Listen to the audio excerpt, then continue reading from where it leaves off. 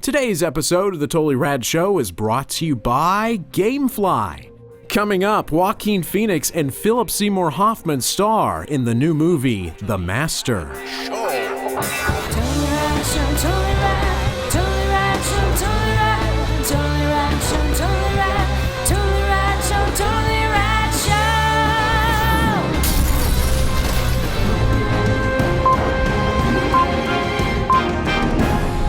Today in movies, we are talking about The Master. It's from Paul Thomas Anderson. Who is a master. Who is definitely a master. He's a director whose filmography I can actually list entirely.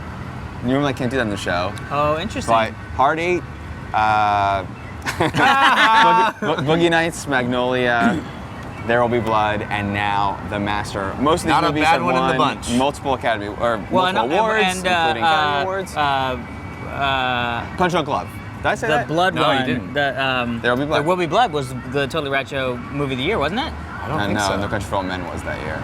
Oh, was that the same year as Yeah. No Country for Old Men? So, This close, PT. This close. This close. We are talking about it here in Hollywood, California, the heart of Scientology, the Scientology building, my friends. And Scientology is a big part of the movie. The movie Although is about... Paul Thomas Anderson has come out and said that it's not specifically about Scientology. Really? I read the opposite. Merely He had an inspired interview. by? No, where he was like... Merely inspired by? Oh, right. What's interesting that you read the opposite. I mean, it was something he said in like Toronto or something. I don't know. Finish your sentence. I shouldn't have cut you off. That it's... Well, now I don't know. I mean, now I'm like, well, maybe he said And he two said what? different things. That it's He just said that not- it was not. It had nothing to do with Scientology whatsoever. It was not a movie about Scientology. It's fiction. It's right, about- I think that maybe that was referring to... I'm not... It's, like you said, inspired by, not... Yeah, it is not like a biopic, which is... Oh, well, we'll talk about that later. Yeah. But on one hand, I went into the movie sort of curious to see, I'm going to see like how it really is, but it's not really about that. No. What it really is about a sailor.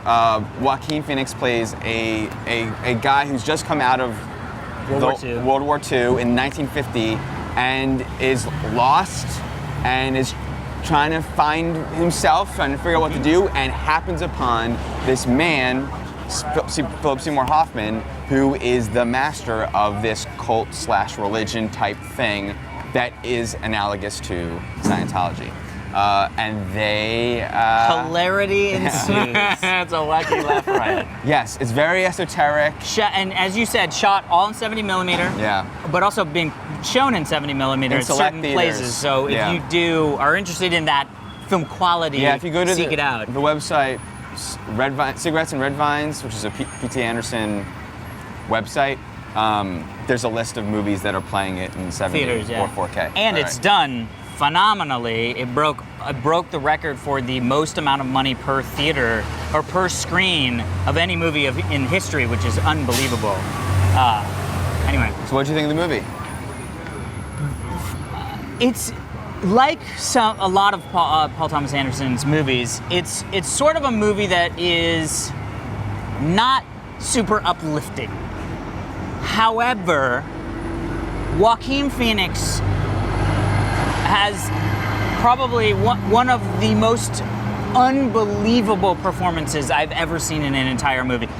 This movie could be called "And the Academy Award Goes to." Yeah, because not only that, but then you have Philip Seymour Hoffman, who is putting in an amazing performance. There's a scene that is literally maybe 10-15 minutes. It's a very long movie, but maybe 10-15 minutes, and it's just I almost said Paul Thomas Anderson, but it's literally just Joaquin Phoenix being interviewed by Philip Seymour Hoffman, and the amazing thing about it is the scene where Philip Seymour Hoffman is asking JoaquinPhoenix to not blink, and I don't think I blinked through that entire Really? Scene. All I could do was blink. Wait, am I missing? Is he blinking when I'm blinking? I was so mesmerized. I mean, and that really is what this movie is it is mesmerizing. It's, it's one of those movies that's kind of hard because it is not uplifting and it is very stark and bleak and violent and amazing all at the same time. I mean, it is a sight to behold, and man, it's one of those movies I don't know what I'm supposed to take away from the movie, but it's 2 hours and 15 minutes, and I never got up to pee, and I had to pee. You know what I mean? That's saying something about a movie that doesn't really have much action. It's not an action movie. It's a sitting and talking movie. Is the action? And yeah, I don't know. I mean, if Joaquin Phoenix doesn't get the Academy Award for Best Actor, somebody got shivved because and totally transformative. I mean, I did not even he oozed that character in every sequence, and every little nuance that was there made me feel so bad for this guy, but at the same time kind of feel like, just fucking do something, fix it, man. You know what I mean? Like, it was unbelievable. I mean, it was unbelievable. It's a hard movie to recommend to people because of the fact that it's so, like, my mom doesn't really want to see this movie. You know what I mean? Like, and by the way, it really is, as you said, going in thinking, oh, now I'm going to get this sort of like inside look into the inner workings of a Scientology type thing. That's not what this movie is. This movie really is a story of a man trying to find his way in the world and finding friendship in a very unique place. But I would say that no film has ever put you inside the experience of being in a cult like this movie.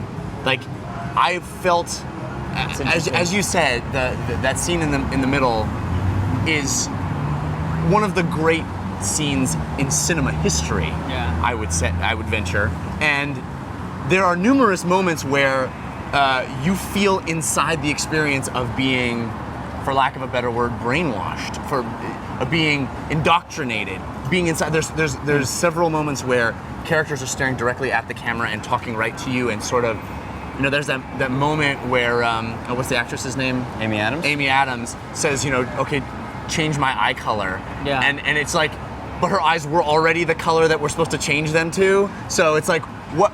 You start questioning your own sanity and what's going on. It is, I couldn't agree with you more, Alex. It is a spectacular film. If you care a whit about filmmaking and great art, I think it's a must-see, just like all his films are. He truly is a master, and this is masterful filmmaking.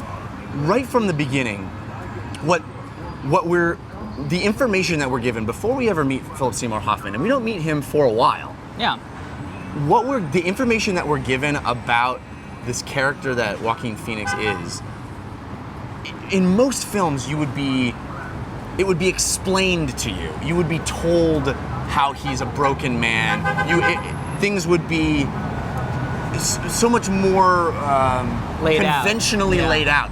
Here you see slices that just illustrate it's behavior. It's just moments of behavior that show you who he is without telling you who he is. And it is, him, you feel for him because you're in those moments with him, and you don't know why he's in this place now, but you see that he's in a different place than he was moments ago, and it's like he allows the viewer to do as much work as he's doing in connecting the dots, and you become invested in that story that way. And then once you sort of get brought into that cult with this character, and Philip Seymour Hoffman is charming and deadly and scary and inspiring. He is so charismatic. I mean, he is so charismatic. I'm totally agreeing with you, Alex. I heard you, as you were talking, sort of listing off all these sort of contradictory feelings and adjectives that you can apply to this movie. And this movie is that, as great art, I think, can be, where at one moment I am horrified and completely repulsed, and at the next moment I'm falling in love and or inspired, or it's magical at moments, and it is terrifying at others, and it's disturbing as all hell in some. It is a truly intense experience that is, I think the movie's a little too long. I think that it starts to, we get fatigued by how intense some of the emotional components are, and I felt like in that last, 45 minutes to half an hour, I felt like if some of this was taken out, I feel like I would come out of this movie a little more, just had more energy and feel, not feel like I was beaten by it. Yeah. But it is a remarkable film, and it's with remarkable gorgeous performance. looking. gorgeous, like Gorgeous especially looking. in 70 millimeter. It is Yeah. stunning, and really, it, like I said, it could be called "And the Academy Award Goes to," and then it would make more sense because the two names would be right under that, and you know, Yeah. it's spectacular. I would argue that the whole film is very look at this behavior, look at this behavior, look at this behavior, as opposed to pushing plot forward or whatever. Much like There Will Be Blood. Right. How do you guys feel about There Will Be Blood? I feel like There Will Be Blood and The Master are made with the same sensibilities, and then Well, they're about the same thing. Magnolia and Boogie Nights, and There Will Be Blood. The Master is basically There Will Be Blood about He cult seems as to have an opposed to oil. obsession Although with- cult is involved in There Will Be Blood as well. He seems to have an obsession with these geniuses and what makes them geniuses and sort of flawed geniuses and mania, Yeah. you know, and sort of these manic personalities that are larger than life but also deeply flawed and scary. Totally. And no other filmmaker, I think, approaches that. I mean, maybe Scorsese, but no other filmmaker really approaches that kind of being inside, being right next to that kind of larger-than-life persona. Yeah. You know? What is it, filmmaking-wise, though? These two movies, There Will Be Blood and this, and then his earlier career are all made with a different set of sensibilities. How do you prefer this? What he's matured into? I do. Did you, and how would you feel if they were swapped? How would you feel if Boogie Nights was shot in that more sedate, Well, I don't think it would work. contemplative?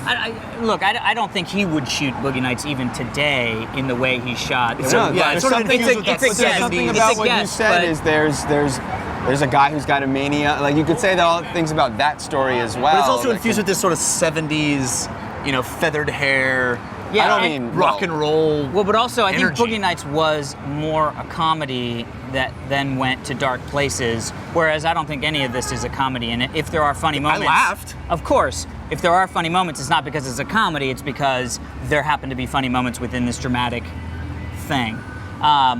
So I don't think he would shoot Boogie Nights the way he shot these, even if he was to shoot Boogie Nights today, because it's not what that movie was for. That said, Well, but Magnolia. I don't know if. Yeah, I still haven't seen Magnolia. But I don't know if. Yeah. Your mind's blown every time. Yeah. Still haven't seen it. Right. But I don't know if I would say that I prefer either of them. I mean, I think if I had to choose one or the other, I'd probably choose the Boogie Nights stuff because that's something that pops on HBO and I can sort of get around just watching it for a little while. It sucks you in. It as sucks opposed you to- in. This is and appointment sort of, viewing. Yes. And so, like, for me, if this thing pops on HBO, I might watch a couple scenes of just to see the acting and then go, oh, yeah, I wanna can't watch that pick anymore. up on something you said because I felt the same way, and I'm curious about it. Is that you said that you don't know what to take away from this movie? Yeah. And I left feeling similarly, but it didn't diminish the experience. Oh, Usually, no. if I feel Yeah. that way, you know, I'll feel like, oh, what was the point? But I didn't. You know what this movie feels like? It feels like following someone down a rabbit hole or a tunnel, or I felt like, you know, that like at the amusement park, the tunnel of love, where you're sort of like, you're not in. I mean, Yeah. it's a cliche, but you're not in control of the ride. You're going down, and what's around that next corner, you don't know if it's going to be exciting, scary, Yeah. It's like Call of magical. Duty. No, but I mean, Or Panzer it ju- Dragoon. and he just leads you slowly down this rabbit hole, and Yeah. every little bend, every little twist is so fascinating. Yeah. I was fascinated by this film. Yeah. It's amazing. And he did the same thing with the score that he did in There Will Be Blood, which was very sort of like odd. And was it Yeah. the same guy who Yeah. from not Talking Heads? Was it Talking Heads? No, Radiohead, but it's Tom York. Tom Yeah. York, yeah. it Tom Where York? it's that sort of Yeah. THO. discordant Yeah. feel and sort of like not really a score, but more sort of punctuated musical instruments. You know. Sometimes it's haranguing. Yeah, and yeah, to and annoy it's you, really, sometimes it's pretty, and when it yeah. starts, I was like, wow, what's going on with the score? And then by the end, it's like, that's got to be the score. You know what I mean? Like, it's great. It's great. It really is. I mean, it's one of the great films of all time. I think, as each of his movies seems to be. It's unbelievable that he can continue to push the envelope. And like, I kept thinking, how does somebody make this movie? Like, there's so many moments where it's just this small little moment. Like, how did he know we needed to see that moment? It's just, Yeah. it's unbelievable. Yeah. The master. There you have it, the Masterful. Hey everybody, stick around. We're gonna be answering a Twitter question right after this. But first, come on, let's talk about GameFly. Let's. Shall we? Ciao. Hey, it's approaching. This week, really, the beginning of the deluge of video games. The fall is happening. Borderlands 2 is breaking the floodgates. The flood is about to stream onto your face, flooding you with games. Oh boy. Gamefly's got your back. What's up? They don't have your face, they've got your back. Gamefly, the home for over 8,000 new and classic titles from across all conceivable consoles and handhelds. So anything you've got, anything you want, chances are they've got it for you. If Verizon had a console, it would totally be a Dan's in the pocket of big big telecom over here. The plans start as low as $15.95 a month for GameFly, and you can rent 1 to 4 games at a time. Keep them as long as you want. Play the heck out of them. Send them back when you're done. There's no late fees. There's no due dates. There's no shipping costs. And you can also play hundreds of PC games faux frizzle. Oh, crazy. With the unlimited PC play. So you got PC games, you got consoles, you got everything. Handhelds.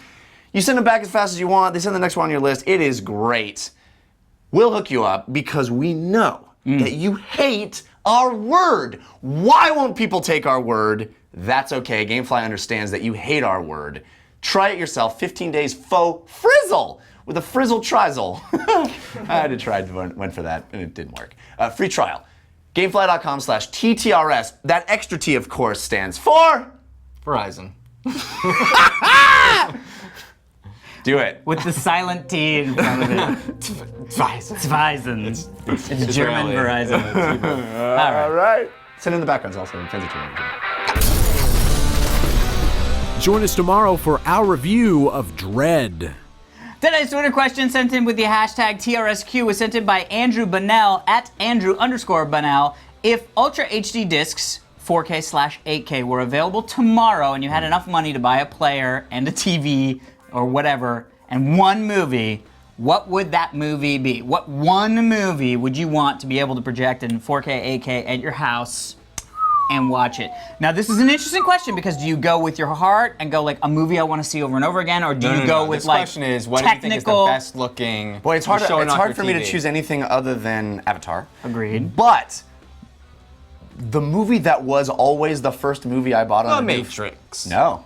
Oh, I thought you would be able to guess it though. was it Blade? Terminator 2. Terminator 2. Me, it's Matrix and Blade. Terminator 2, Matrix, or Heat for sound systems. Yeah. Terminator 2 was always the one on DVD, But that's Blu-ray, the- and Yeah. They wouldn't look that. They're like Laserdisc. I think That's he won. the thing. Yeah. Baraka is the easy answer. Shot in 70mm. You know what I mean? Oh yeah. Baraka or like The new one, Tree of Sumatomo Life or or- whatever it's called. Oh, Tree of Samsara. Life. Yeah, Samsara. but Although I can't that's see not myself available popping yet. in Tree of Life. Oh Well, God. show off your TV. Just Yeah. Cinematography. And then everybody gets depressed for a while. you're not actually watching it. You're having a party, and it's like on the background. Nothing livens up a images. party like Tree of Life. That's true. That's true. Yeah, I think I would go with something that was one, fun at a party, like Avatar, but also really could show off that, you know what I mean? Like 4K, like Avatar. Oh. So Avatar. Okay. Thank you.